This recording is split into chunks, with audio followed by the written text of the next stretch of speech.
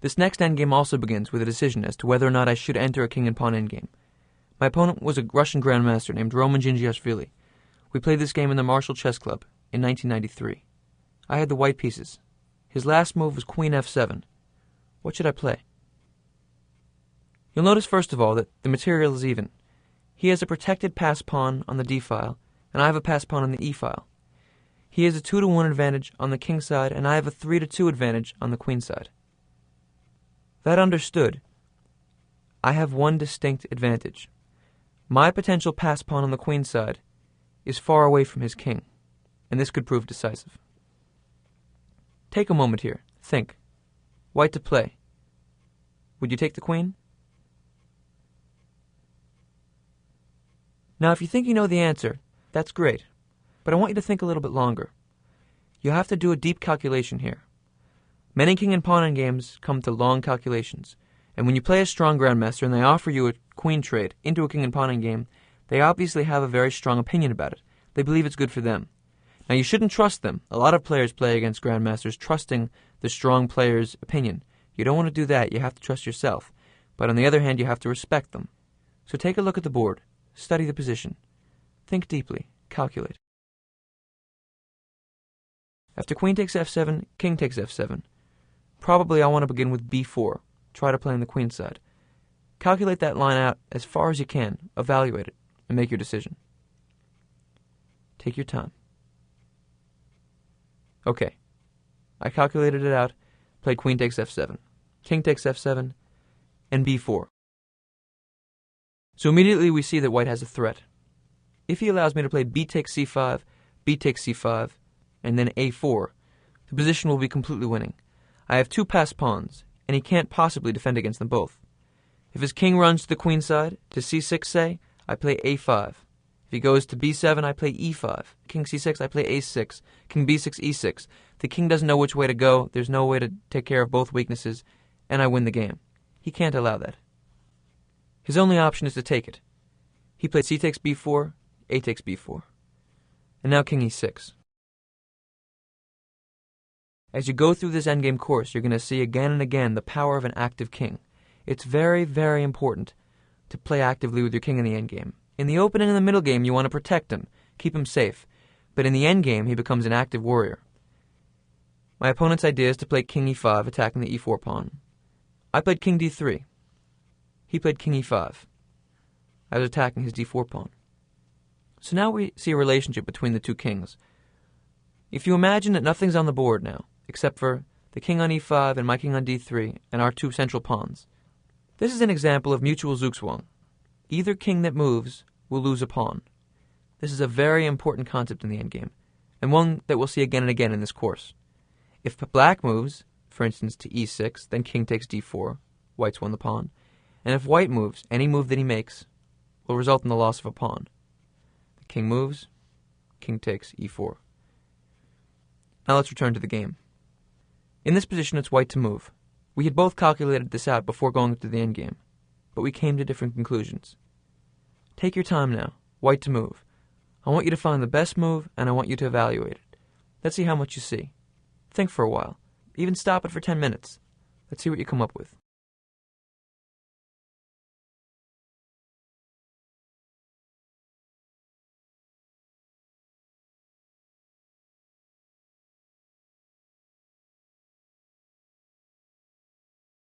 White has two good options.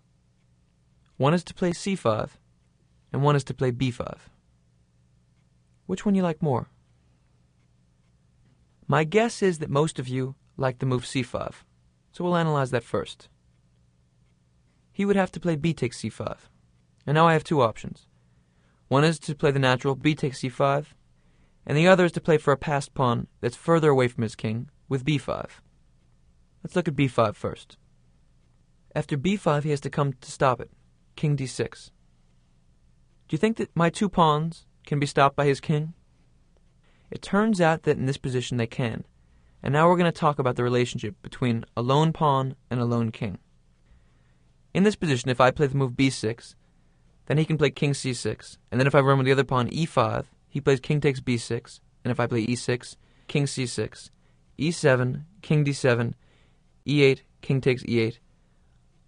It didn't work. The pawns weren't far enough apart. If I were to begin with e5 check, then after king takes e5, b6, king d6, it also doesn't work. b7, king c7, b8, king takes b8. So the move b5 wouldn't work at all. My other option is to play b takes c5. Now these two pawns are much more effective against the king. Why? Let's clear the board for a minute. It's very important to understand the relationship between pawns and a king. In this type of position, the white pawns protect themselves. If black plays king takes d3, then the pawn can go up the board, e5, e6, the black king can't stop it. Those pawns are self-sufficient. If the pawns are one file apart from one another, they also defend themselves. Let's take a look at it. If the king goes to c5, then white can play e5. Now the pawns create a barrier. d6 is covered here, d5 is covered there. If black plays king takes c4, then after e6, the king can't get back. He'll make a queen. If black goes back with king c6, then say white can waste a move somewhere. Then after king d7, c5, we reach the same position. If black goes left, white goes right. If black goes right, white goes left. The two pawns, one file away, protect one another. What about two files away? Paradoxically, pawns 2 files away are much harder to coordinate than 1 file away. In this position, black can by force win the pawns. He plays king f4, say. After c4, king e5. And now if white plays f4, then just king takes f4, c5, king e5, c6, king d6, he gets back. And if white plays c5, then just king d5. Black takes first that pawn, and then returns and takes the other pawn. So we see that pawns that are 2 files away are harder to coordinate against a king than pawns that are 1 file away. It's important to know these rules. Now that we're talking about principles of king and pawn endgames, I'm going to show you another important one. Have you ever found in calculating endgames that it's very hard to see from a long way away whether or not a king can get back in time to stop a pawn? Well, I'm going to show you the trick. This is how you do it. It's called being in the square of the pawn. Take a look at this. Let's say the black king is trying to stop the white pawn here. There are 2 ways to figure it out. One is to calculate it out. White plays here, black plays here, boom, boom, boom, boom, boom, boom. We see that black can do it. Great. But there was a much easier way. Look at the square of the pawn. If the black king is within the square of the pawn, no matter whose move it is, he can get back in time.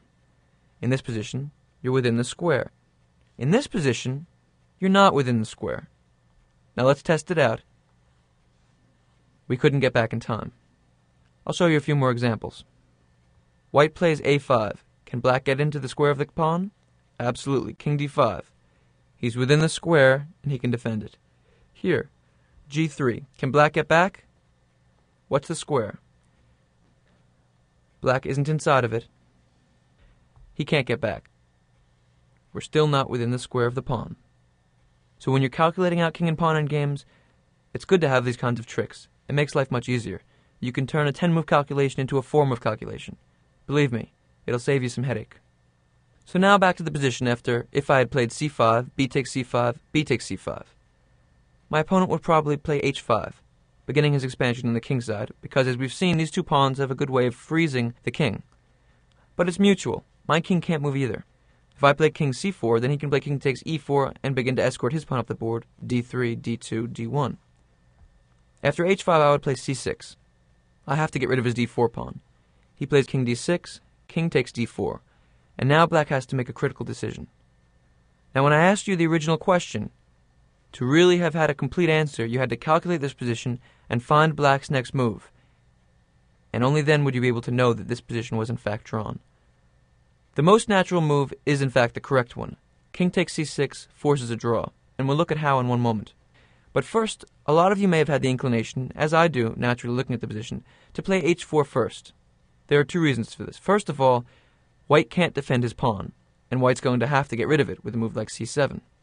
But more than that, white is probably going to end up taking both of black's pawns. On h5 and g7, they're closer to one another. It'll take fewer moves. The move h4 separates the pawns by an extra rank, and it'll take white more time. But h4 would be a blunder. Let's take a look at why. White should play king e3, king takes c6, king f4, king d6. Now calculate this out from here. Make sure you can do it. Evaluate it. Remember the lesson of the critical squares. White wins with king f5. King g5 would be a big mistake. We have to shoulder the black king away. If king g5, he would have king e5, and we've lost a lot of time. King f5 is the key. He would play king e7, and after king g6, king e6, king takes g7, king e5, king g6, king takes e4, white wins by just one tempo. King g5 keeps the black king out of the f4 square, and we don't have to calculate any further because we know the rule of the critical squares. After the next move, king takes h4, white is on the critical squares of the white pawn. We know that if the pawn is on the second rank, if white can cover the f4, g4, or h4 squares, he's winning. This is a winning endgame. I should mention, of course, that in this final position, if black tried to play h3, trying to get it to be a rook pawn, white still wins, g takes h3, and black can't reach the corner, because after h4, king e6, white plays king g6. Again, shouldering the black king away. King e7, h5 would be a terrible blunder, because he would get to play king f8 to g8 to h8 drawing. The correct move would be king g7, shouldering the king once more, and white just easily wins. So sometimes we can outsmart ourselves.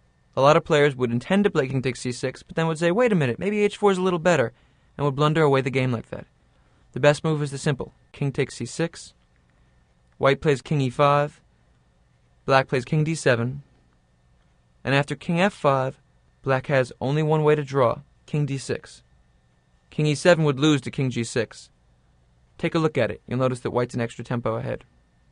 After king d6, white should waste a move with g3. Now if black goes back to e7, again white will be winning.